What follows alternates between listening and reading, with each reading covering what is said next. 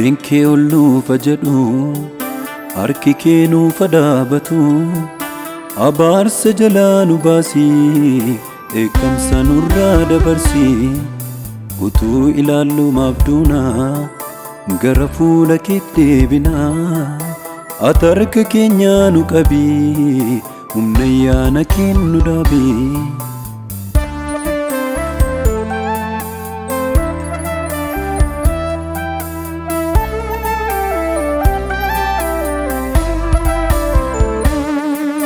Inni muudame sobaan ol kee dhaloota cuucaa ormoota wajjin harka dhiigaatiin qabsiisa gucaa sobaan duroome milkaa'umsa isaa maqaatti laataami barrii dararfamuu ijoollee keetii yoom darba gooftaa jaamaan harkisuu bu'aan isaa soo miidhamaa duwwaa terregee iyyeessa akkamiin duroomaa harki sobaa baay'ate yoo dhugaan dararfamu nuuf ka'e ati Waaqayyoo lammiin koo maaliif dhumu.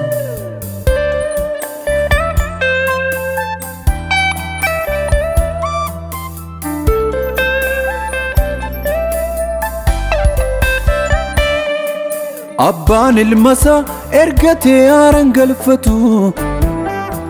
haati soosistee dhala isheetti akkaan boqottu akka Abeeliif Qaayel obbolaan wal gaadu haati nuuf kenni Waaqarraa garaa waliif yaadu jaamaan harkisuu bu'aan isaa soo miidhamaa duwwaa terregee iyyeessa akkamiin duroomaa harki sobaa baay'ate yoo dhugaan dararfamu nuuf ka'e ati Waaqayyoo lammiin koo maaliif dhumu.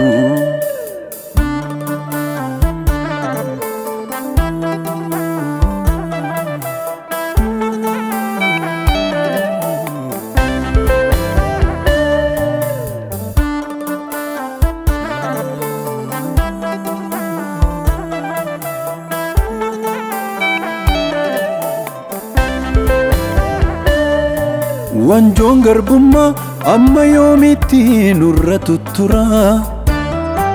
somni milkaa'ee adeemsa toleetu iddaan walora har'as nuun falmaa taayitaaf somni duubatti hin jedhu maaliif cal jettaa utuu dhageessuu sanuun iyyinu jaamaan harkisuu bu'aan isaa soo miidhamaa